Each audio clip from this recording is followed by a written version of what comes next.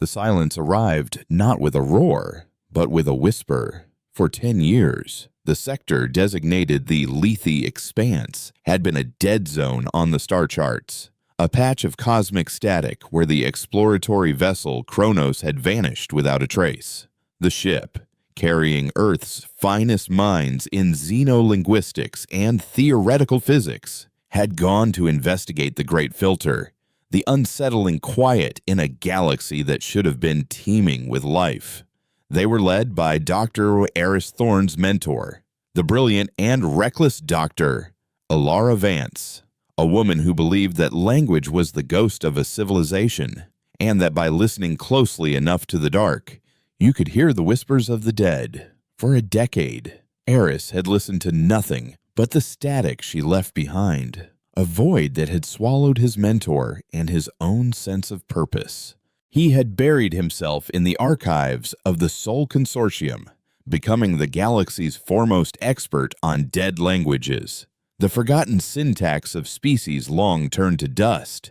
It was a quiet, lonely penance, translating the final words of peoples who had no one left to speak for them. Then the whisper came.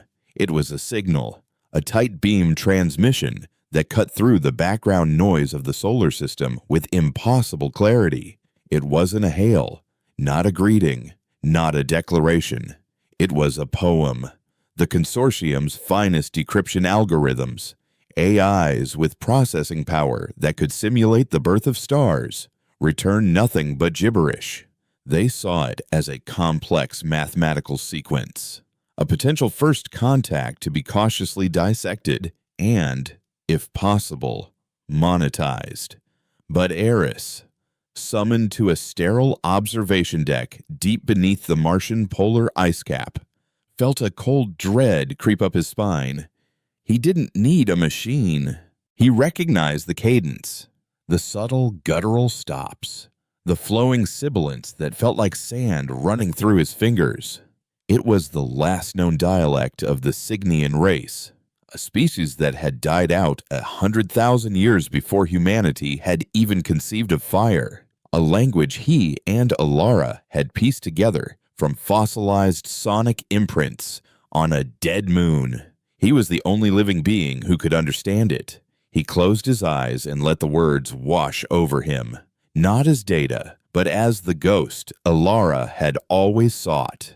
The cacophony is coming. The transmission sang in a mournful rhythm. They are drawn to the chorus of worlds. They hunger only for the final, perfect note of silence. Director Kalen Rourke, the head of Consortium Security, stood beside him, his posture as rigid as the titanium struts that supported the dome above them. Rourke was a man forged in the crucible of the Outer Rim skirmishes, a man who saw the universe as a series of threats to be categorized and neutralized. He saw Eris not as an asset, but as an eccentric, a necessary tool whose fascination with dusty relics was a liability in a universe that demanded pragmatic, decisive action. A poem. Thorn.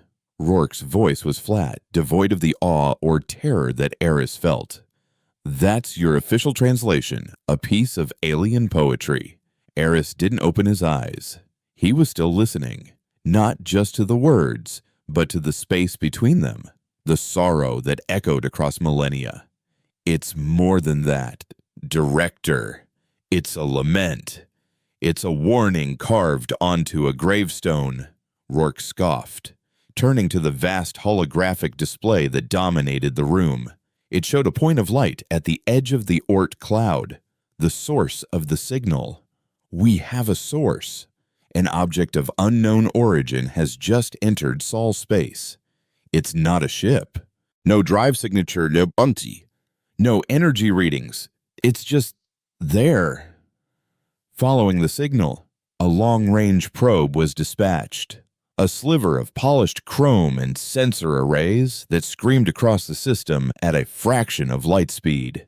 Days later, it arrived. The images it sent back were both beautiful and terrifying. The object was a shard, a miles-long splinter of what looked like obsidian, though its material composition defied every analysis. It tumbled slowly, end over end, and its surface was covered in intricate carvings that seemed to shift and writhe like living things. The Signian script from the poem was there, but so were hundreds of others. A Rosetta Stone of galactic extinction. As the probe moved in for a closer scan, the carvings on the shard began to glow with a soft, internal luminescence. A new line of Signian script blazed across its surface. Eris, watching the feed live with Rourke and the assembled Consortium Council, translated it aloud, his voice barely a whisper. "Do not listen too closely." Before Rourke could give an order, the probe went silent. Its signal didn't cut out. It didn't send a final burst of static or a distress call. It simply ceased to exist on any sensor. Its power signature vanished. Its telemetry flatlined. One moment it was a functioning piece of advanced technology. The next it was as if it had never been built. The holographic display showed an empty stretch of space where the probe had been. The obsidian shard continuing its silent, indifferent tumble.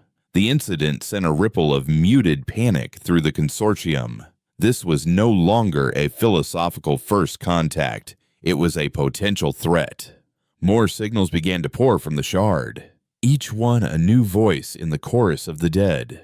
Eris worked tirelessly, his mind a frantic conduit for the ghosts of the galaxy. He translated the clicking, chittering language of the Cathar, an insectoid race whose hive cities were now just glassy craters on a forgotten world.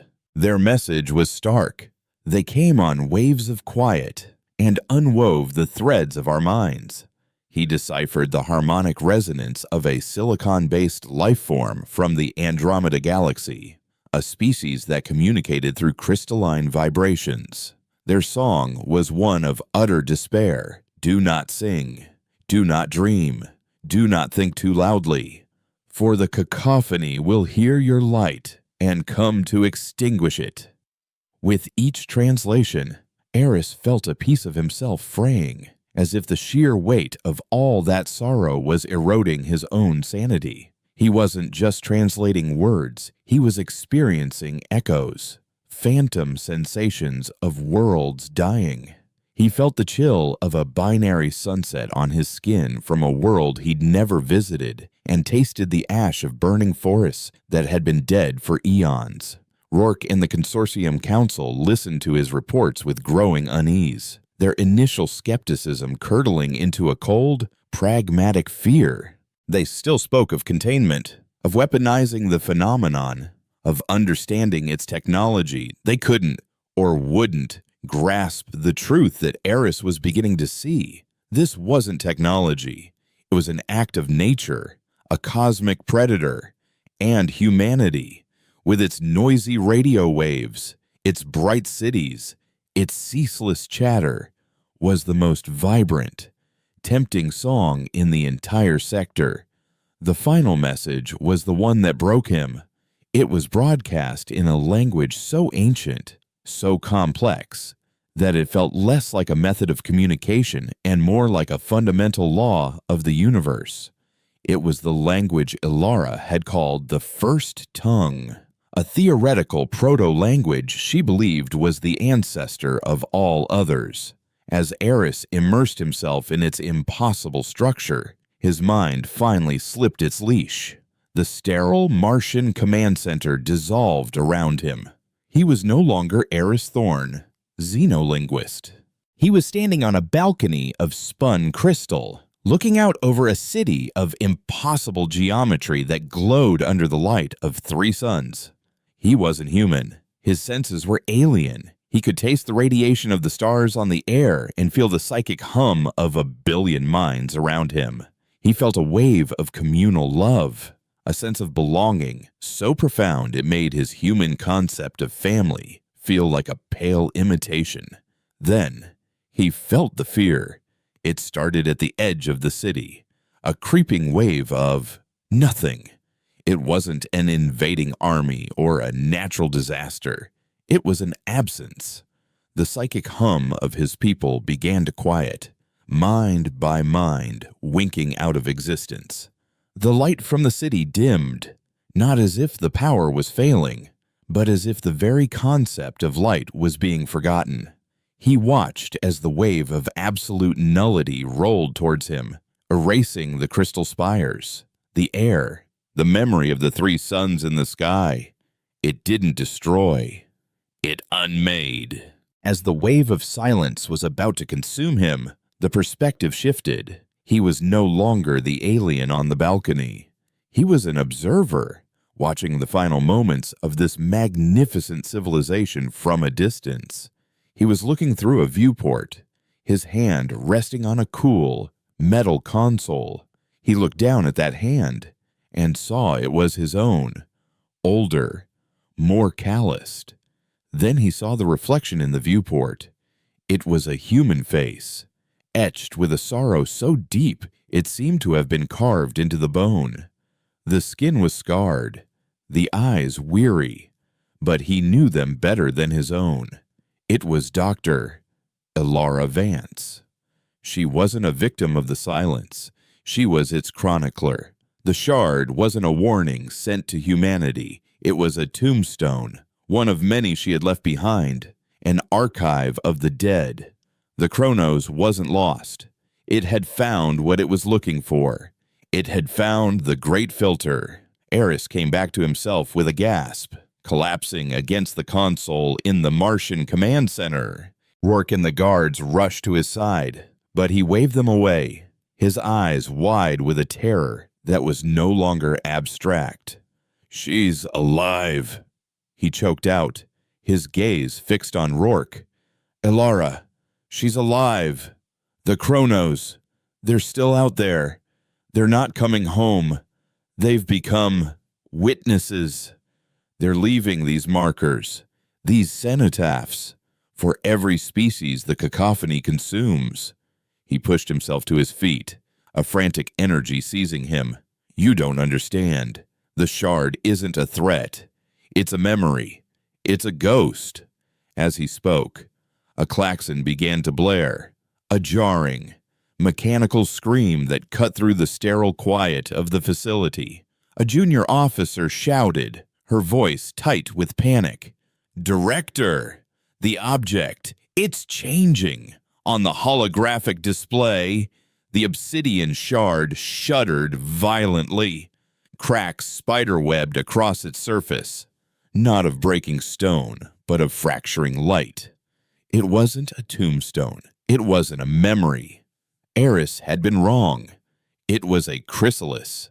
A section of the shard crumbled away, not into dust, but into nothingness, revealing a perfect sphere of absolute blackness within. It was a hole in space, a patch of anti-reality that radiated no energy, no light, no gravity. It absorbed them. The light from the distant stars behind it began to bend, then vanished as they crossed its event horizon. The sphere began to expand, slowly, silently. The cacophony hadn't been coming. The whisper from the dark had been a lullaby. The silence was already here. The sphere of nothingness did not radiate cold. It was the absence of temperature itself. It did not make a sound. It was the cessation of all vibration. On the holographic display, it was a perfect, depthless circle of black, a hole punched through the fabric of the universe. The klaxons in the Martian command center were a frantic, useless shriek against the profound, expanding quiet it represented. Director Rourke's training took over, a lifetime of reducing existential threats to target coordinates and payload yields. "Get the Third Fleet on alert," he snapped, his voice cutting through the rising panic. "I want a full spectrum analysis, gamma, neutrino, gravimetric. I want to know what it's made of." A terrified technician stammered back. "Sir, there's nothing to analyze. It's not emitting anything. It's not reflecting anything. the space it occupies. It's just gone. The sphere was now the size of a small moon and growing visibly, its edge crisp and absolute. It was consuming the remnants of the shattered obsidian shard, erasing the final testament of the galaxy's dead. Eris, still trembling from the aftershocks of his vision, shoved his way to the command console, his eyes locked on Rourke. "Don't," he pleaded, his voice hoarse. "Director, you can't treat this like an enemy fleet." The Cathar said it unwove the threads of their minds. The Signian lament warned not to listen too closely, firing a weapon, projecting energy at it. "That's the loudest sound we could possibly make." Rourke turned on him, his face a mask of controlled fury. "And what's your solution, Thorn? We let it eat its way to Mars. We offer it a poem. That thing just erased a deep space probe without leaving a scrap of debris. It is a hostile entity, and we will meet it with force."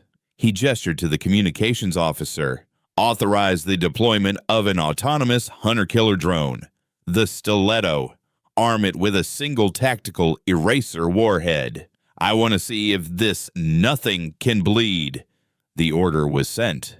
Against Eris's desperate protests, the Consortium Council, paralyzed by a fear they couldn't comprehend, fell back on the only doctrine they knew: overwhelming firepower.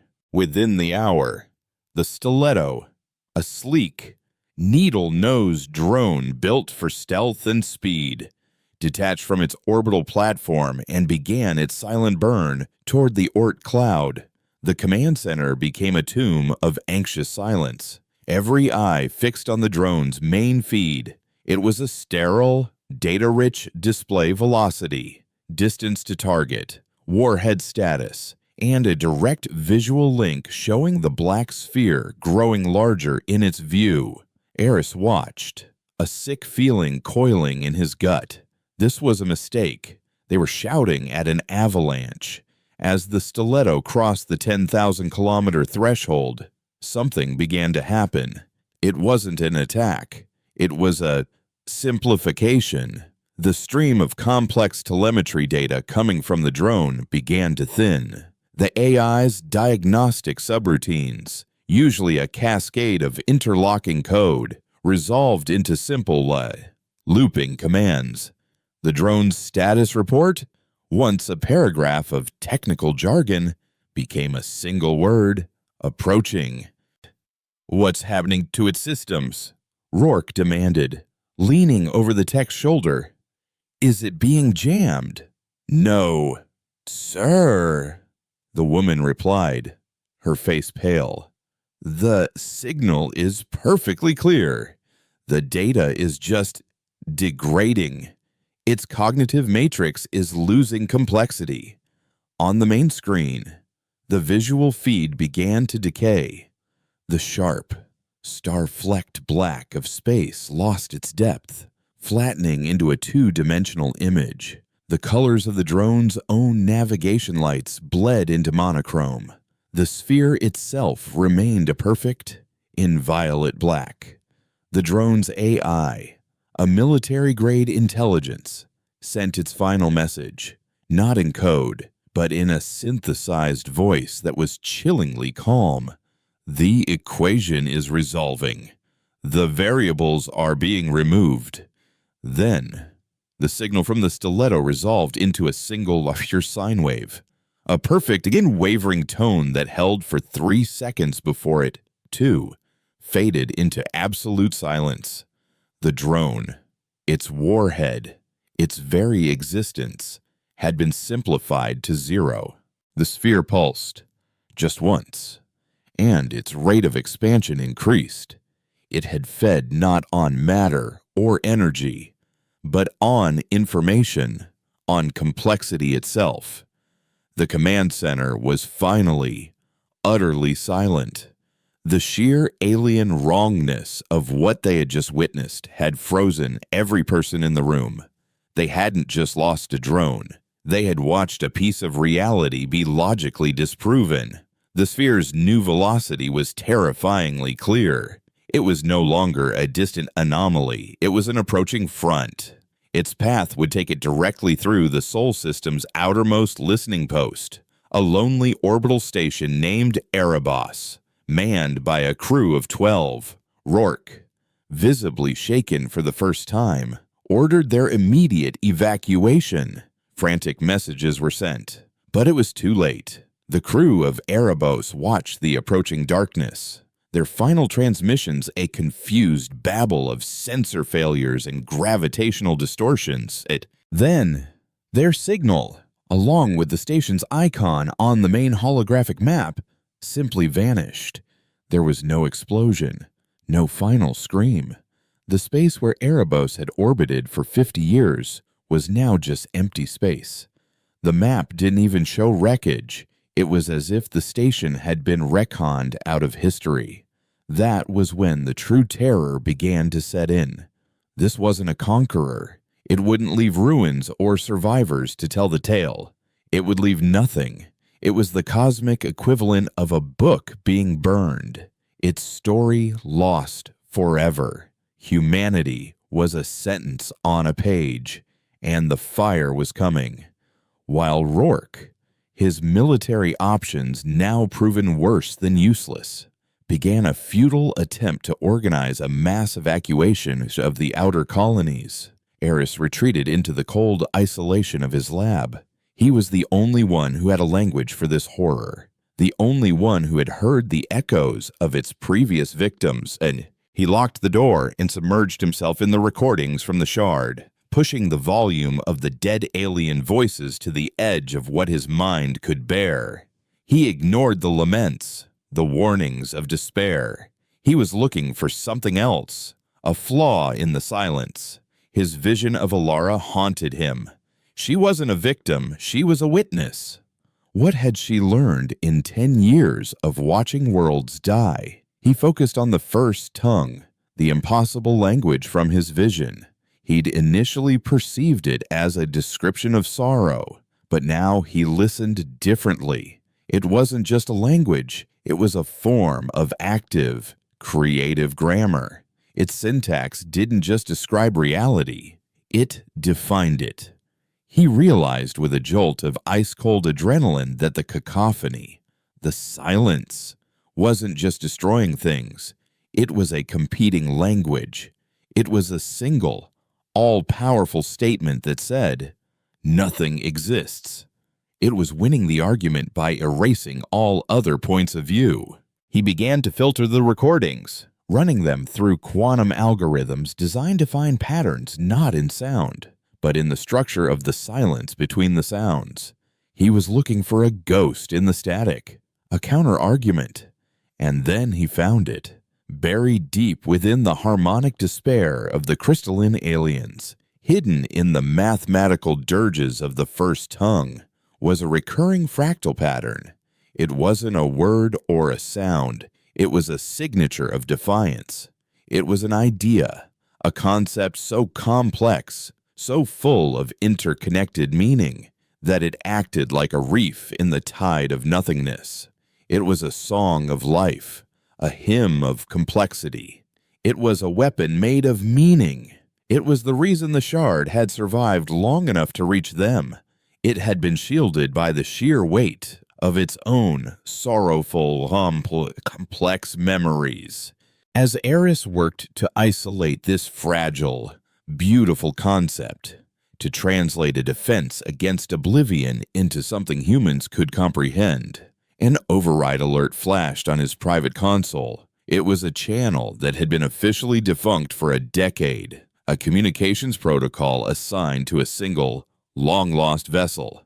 The beacon ID of the starship Kronos burned on his screen. His heart hammered against his ribs. He accepted the connection, and a single string of text appeared, stark white against the black interface. There was no encryption, no preamble. It was from her. It was from Alara. The message was 6 words long, a command that was both a plea and a challenge, a confirmation of his discovery that sent a wave of terror and hope crashing over him. "They hear only silence," it read. It's time to get loud. Alara's 6 words landed in Eris's mind not as a message, but as a key turning in a lock he hadn't known was there. They hear only silence. It's time to get loud.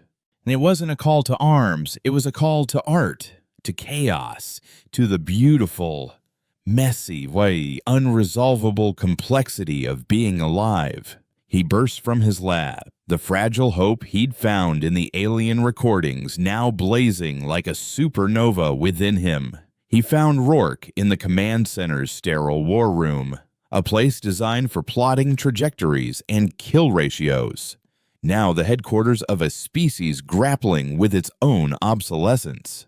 The director was staring at the holographic map, where the black sphere, now named the Null, was a visibly growing stain between the orbits of Saturn and Jupiter, the gas giants swirling.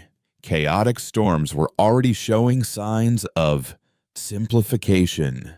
Its vibrant bands of color were slowly bleeding into a uniform, pastel gradient, its great red spot losing its furious cyclonic detail, becoming a placid pink oval. The Null wasn't just erasing matter, it was erasing character, bleaching the personality from the cosmos.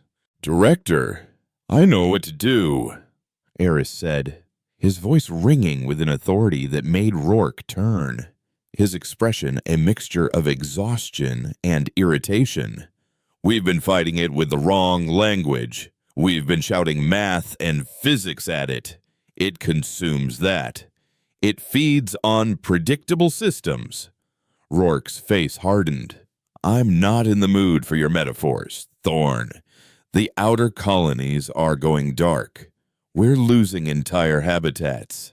I have to. You have to listen." Eris slammed his hand on the central console, making the holographic display shimmer. "Ilara contacted me. The Chronos is alive. They've spent 10 years not running, but studying.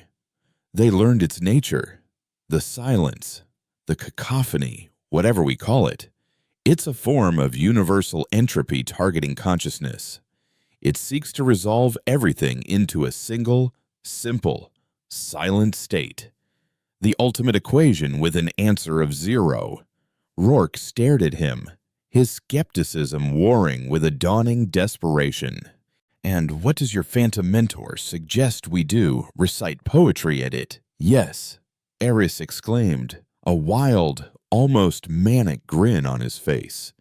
"Exactly that. But not just one poem, every song, every equation that leads to more questions, every illogical act of love, every memory, every hope, every single complex, contradictory thought that makes us human. We can't outgun it. We have to outthink it, outfeel it, outcreate it.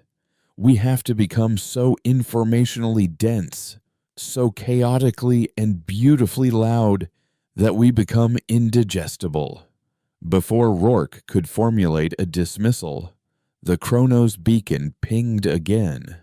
This time, it wasn't a text string. It was a massive data burst, a package of information so dense and strangely structured that it bypassed every consortium firewall and security protocol as if they were suggestions. It didn't download, it unfolded in Eris's mind. He saw what Alara had seen. He saw the Chronos, no longer a vessel of polished metal and clean corridors. It was a cathedral of memory. Its hull was interwoven with crystalline data structures that pulsed with captured alien histories. The crew, or what was left of them, were no longer entirely human. They were fused with their stations, their bodies elongated and ethereal, their minds linked in a silent chorus, acting as living librarians for the dead. They were the witnesses he had seen in his vision. Their ship, a traveling wake for a dying galaxy. And at the heart of it all was Alara. She stood on the bridge, not as a captain, but as an anchor, her mind the central node of the entire archive, her eyes holding the light of 1 billion forgotten stars and the sorrow of 1 billion forgotten souls. She hadn't aged a day, but she carried the weight of eons. The data burst contained the complete, unraveled code of the first tongue, the operational language of reality itself. It included Ilara's schematics for what she called a symphonic resonator, a device designed not to transmit energy, but to broadcast a focused, structured wave of pure meaning. And it included a final, personal message for Eris, a memory she had preserved just for him. He was back in her university office. Years ago, a young student arguing with his brilliant professor over a single, untranslatable Signian glyph. It doesn't have a single meaning. Eris, she had told him, her eyes dancing with intellectual fire. That's the beauty of it. It means the color of a memory of a lost home. It's not a word, it's a feeling. It's an entire story. That's the point of consciousness. To hold more than one truth at once. To be beautifully, impossibly complex. The vision faded, leaving Eris with tears streaming down his face and a blueprint burned into his mind. He looked at Rourke, his expression now one of absolute certainty. "She's given us the plans," he said, his voice shaking with the magnitude of it all. "We need to build a resonator. We need to focus the sum total of human experience, all our art, our science, our history into a single, coherent beam and fire it into the heart of the null." Rourke stood in stunned silence, the sheer insanity of the proposal warring with the stark reality on the map before him. His ships were useless. His weapons were a liability. This was the only plan he had. "Where?" he asked, his voice low. "Where would we even build such a thing?" "Not here," Eris said, his mind already racing. "Not on a military base, boy. It has to be somewhere that represents what we're fighting for. A place of knowledge and of memory. The Grand Archives on Luna. It already houses the digital records of our entire species."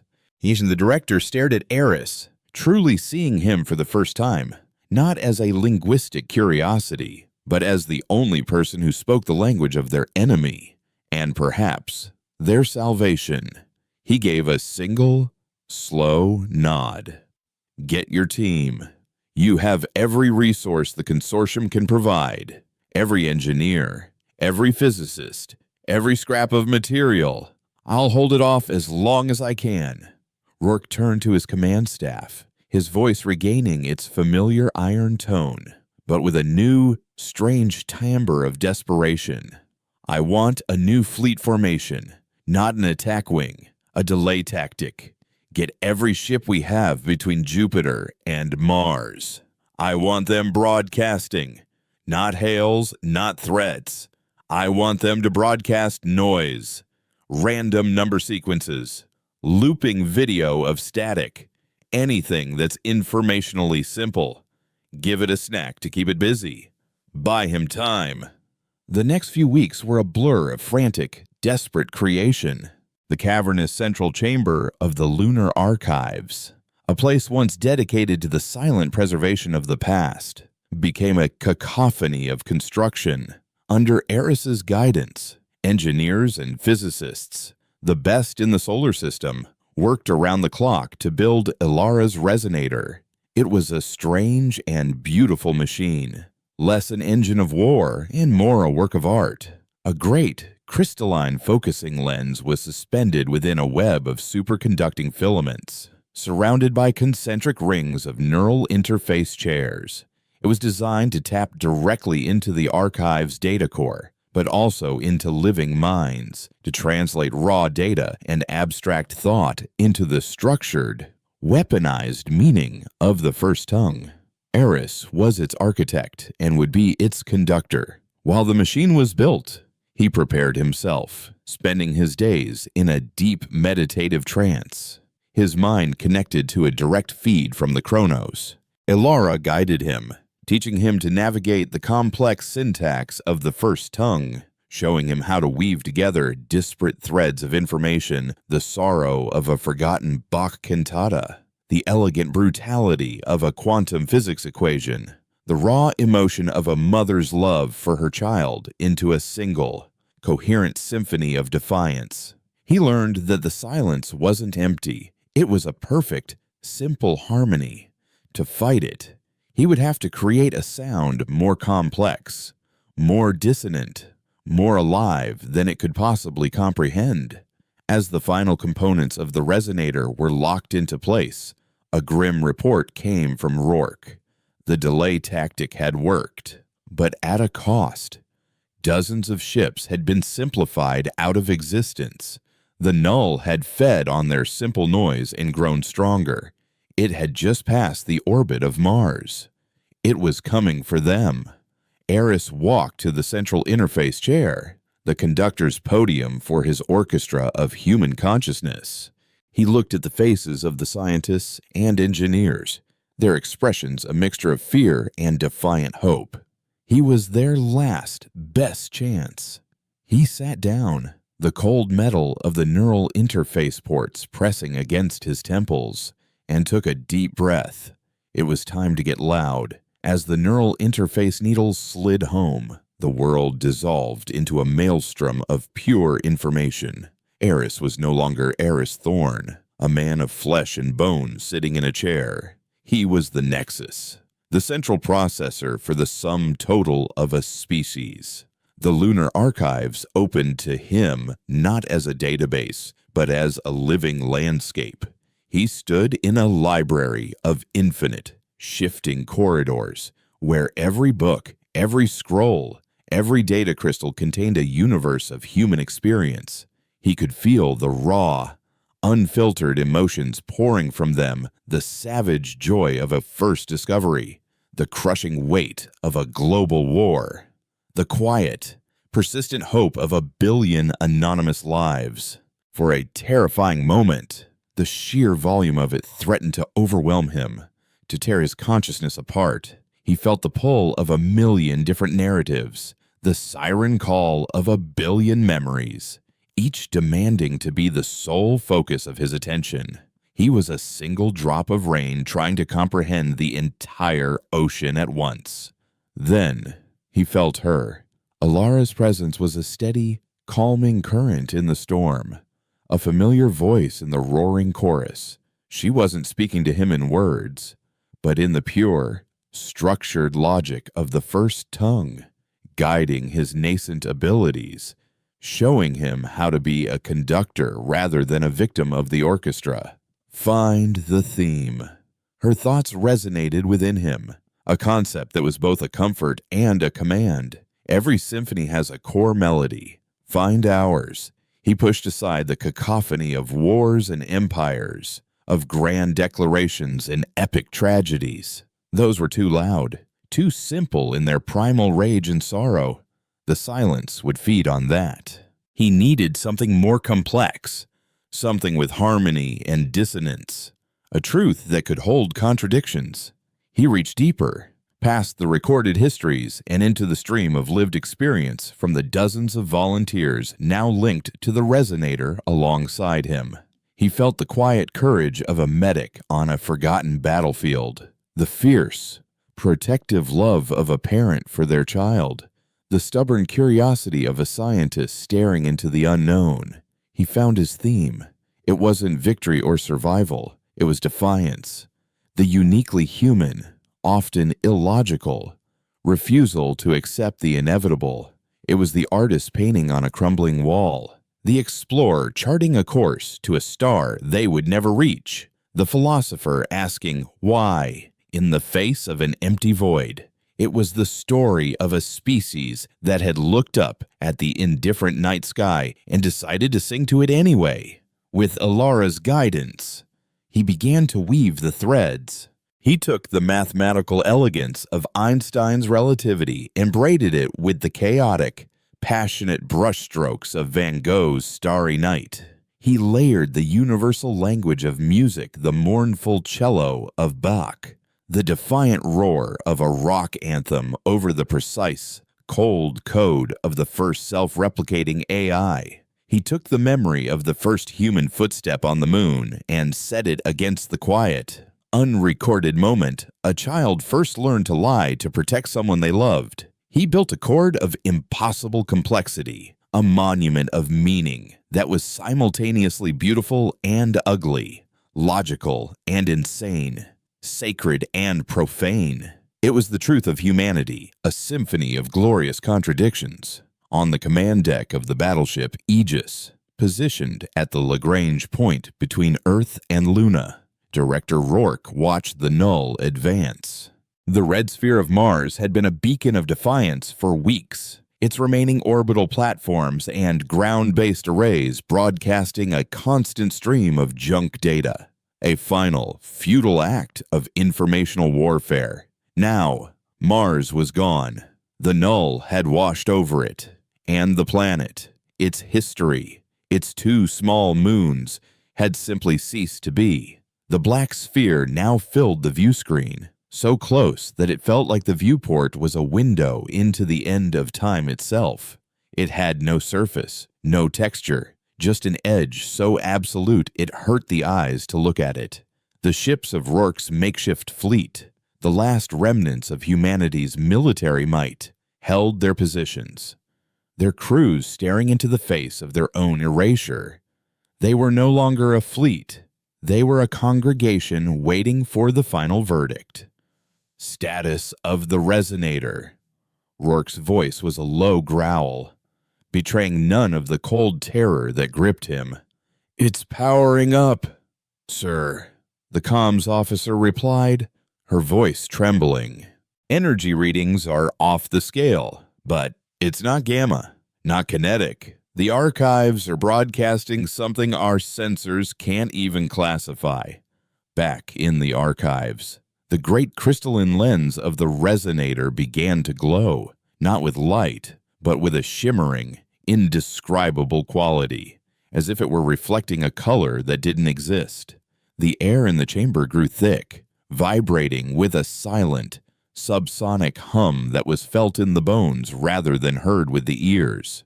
Aris, at the heart of the machine, felt the symphony building to its crescendo. He was holding the entirety of his species, its love, its hate, its genius, its folly in his mind, shaping it into a single, focused, coherent thought.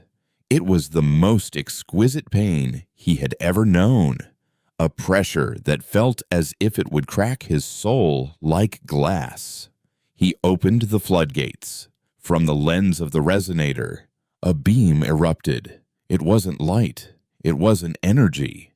It was a wave of pure, weaponized narrative. It shot across the space between Luna and the Null, and where it passed, reality seemed to ripple, to become momentarily more vibrant, the stars shining with a sharper, more brilliant intensity. The beam struck the center of the Null, and for the first time, the silence reacted. The edge of the black sphere, previously so absolute, began to waver, to fray.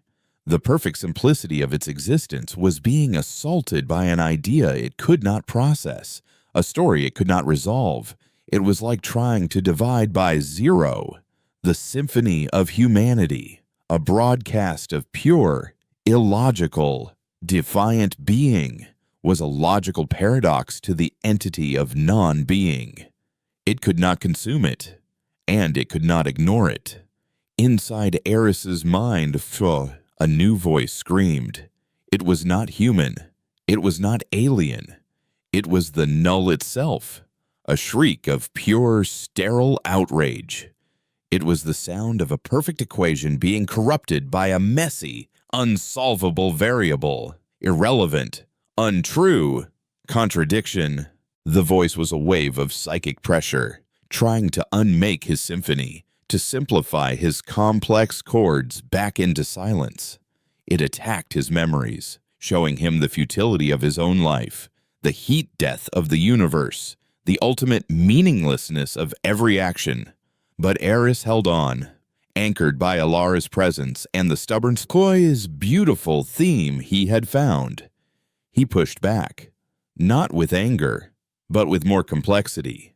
He showed it the concept of irony. He broadcast the memory of soldiers weeping at the beauty of a sunrise after a night of brutal slaughter. He transmitted the selfless, illogical love of a pet for its owner. He hit it with the full, baffling, tear-inducing power of a perfectly delivered joke. The null reeled. The black sphere began to shrink, its perfect surface now pockmarked with shimmering, fractal patterns of light, the visual representation of the paradoxes blooming within its consciousness. It was being forced to acknowledge a universe of truths that could not coexist with its own fundamental principle of nothingness. But the strain was immense. In the archives, volunteers began to slump in their chairs, their minds overloaded, their noses bleeding. The resonator itself began to whine, microfractures appearing in the crystalline lens. Eris felt his own consciousness starting to fray, the boundaries of his own identity dissolving into the tidal wave of information he was channeling. He was becoming the symphony, losing himself in the music. Hold. Eris. Alara's thought came, a lifeline in the storm. One final chord, why? Not theirs, not ours. A new one, a question. He understood. He couldn't destroy the null with his truth. He had to force it to change its own. He gathered the last of his strength, the final dregs of his own identity and the collective will of his species. He reached into the heart of the null's outrage and found its core directive, its reason for being to create perfect, silent simplicity.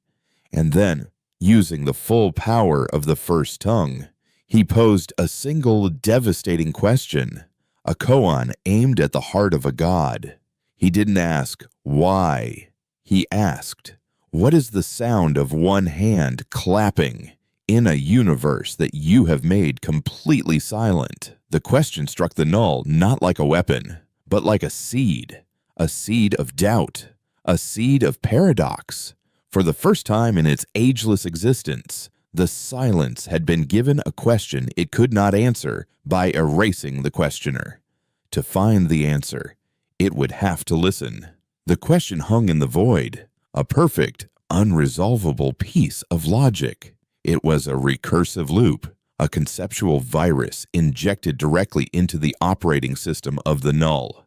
The entity of pure negation was presented with a problem that could not be solved through erasure. To comprehend the question, it had to simulate the concepts at hand, the act of clapping, the nature of sound. To do that, it had to momentarily cease its core function of unmaking and, instead, create. On the bridge of the Aegis, Rourke and his crew watched in stunned disbelief. The great black sphere of the null stopped shrinking. It stopped its advance. It simply paused. Then, at its very center, where Eris's beam of pure meaning had struck, a single point of light appeared. It was a soft and pearlescent white, a color that seemed gentle and inquisitive. The light pulsed, once, twice, a slow, steady rhythm like a nascent heartbeat. In the lunar archives, the strain on the resonator ceased so abruptly it felt like a physical blow. The volunteers slumped in their chairs, exhausted but alive. The screaming whine of the machine fell silent. Eris collapsed back into his own consciousness, the infinite library of human experience receding, leaving him feeling impossibly small and singular. He was just Eris Thorne again, a man in a chair, his body trembling with the aftershocks of conducting the soul of his species. The neural interface disengaged with a soft hiss, and he opened his eyes. The great crystalline lens before him was no longer glowing. It was cracked and scarred, but intact. They had held. They had survived. He looked at the faces of the engineers around him, who were staring at the main view screen with expressions of utter awe. The null was no longer a void. The single point of light at its center was beginning to expand, not as a wave of destruction, but as a bloom of creation. The perfect blackness was receding, being replaced by a swirling nebula of nascent light and color. It was as if a drop of ink in a glass of water was reversing its course, resolving itself back into a single point of clarity while leaving the water stained with new potential. The null was not dying. It was being born. It is considering. Alara's thought echoed in the quiet of his mind. A final, faint transmission from the Chronos. You did not kill it. Aris, you taught it. The sphere that had been the null continued its transformation. It coalesced into a new celestial body, a vast, shimmering sphere of living energy, its surface a constantly shifting mosaic of light and nascent matter. The silence it had once projected was replaced by a soft, harmonious hum, a sound that was not quite music, but the potential for it. It was the sound of a question being contemplated. It no longer consumed. It watched. The immediate threat was over, but the universe had been irrevocably changed. Humanity had faced its own extinction and had answered not with a bomb, but with a song. They hadn't won a war. They had started a conversation. In the days that followed, a fragile sense of wonder replaced the terror that had gripped the solar system. The new entity, which scientists began to call the Nexus, remained motionless in the space where Mars had once been. A silent, shimmering monument to the battle that had been fought and, in a strange way, won by both sides. Eris found Rourke on the observation deck of the newly christened Luna Command, the former war room now a center for studying the Nexus. The director was staring at the shimmering sphere, his rigid military posture softened, his face etched with a kind of weary reverence. "We lost Mars," Rourke said, his voice quiet. "Millions of people, their homes, their history, just erased." "They weren't erased," Eris replied, standing beside him. "They became part of the argument. Their memory, their existence, it was part of the symphony. It's why we succeeded." And he knew it was a cold comfort, but it was the only truth he had to offer, and the cost had been unimaginable. But the alternative had been non-existence. Rourke was silent for a long moment, then nodded slowly. "Thorn, what you did, what it is now, is this piece." Eris looked at the beautiful, terrifying new object that had replaced their neighbor world. "No," he said softly. "It's a beginning. We shouted our existence into the void, and for the first time, something answered. It's listening to us, to all of us." Across the solar system, things were changing. The strange, simple broadcasts that Rourke's fleet had sent out as a delaying tactic were now being answered. The Nexus was communicating, not in words, but in reflections. It sent back the random number sequences, but woven into them were the fundamental constants of the universe. It reflected the video static, but within the noise were the faint, emerging patterns of new, complex life forms. It was learning, and it was teaching. Weeks turned into months. Humanity, unified by its near extinction, turned its full attention to the Nexus. A new science was born, a blend of xenolinguistics, theoretical physics, and art, all aimed at understanding and communicating with the entity that had almost been their end. They sent it their philosophies, and it sent back images of new star systems being born. They sent it their music, and it replied in the language of pure mathematics, revealing elegant, undiscovered theorems that revolutionized their understanding of the cosmos. It was a dialogue on a scale no one had ever imagined. Eris, now a reluctant leader in this new era of communication, often found himself thinking of Alara. The Chronos had fallen silent after the final chord, its mission complete. He knew he would likely never see her again, but he finally understood her. She hadn't been hunting a monster. She had been searching for an audience, for someone, something that could finally hear the whispers of the dead and understand their stories. She had found it in the silence, and by teaching humanity to be loud, she had given that silence a reason to listen. One evening, Aris stood before the main communication array, preparing to broadcast the day's symphony to the Nexus. It was a complex weave of children's laughter, the latest discoveries in fusion energy, and a newly unearthed, heartbreakingly beautiful poem from a long-dead Martian colonist. Before he sent it, he added a small, personal file. It was a simple recording, the sound of his own two hands, clapping together once. He sent the symphony across the void. He didn't expect a direct reply. Not anymore. The conversation was too grand for that. But as he turned to leave, a single, soft chime echoed through the command center. A message had been returned.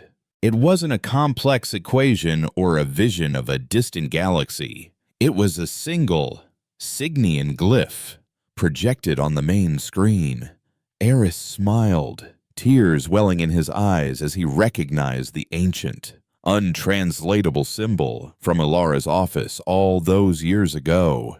It was the word that held a multitude of truths at once, the word that was not a word, but a feeling, a story. It was the color of a memory of a lost home. The universe was no longer silent, and humanity, at last, was no longer alone.